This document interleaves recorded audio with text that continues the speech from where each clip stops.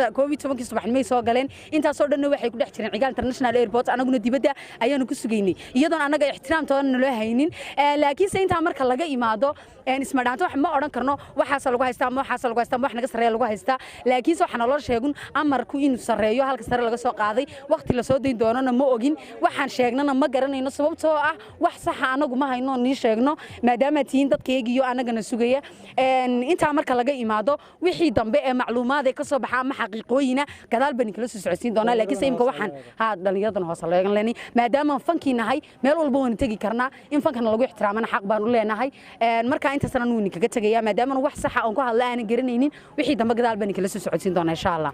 horta aad iyo aad maanta ku xunahay waxa meesha ka dhacay saaka waxaan imaanay anagu aad iyo u faraxsan imikana waxaan ka tagnaa anagu aad iyo aad u niyad jabsan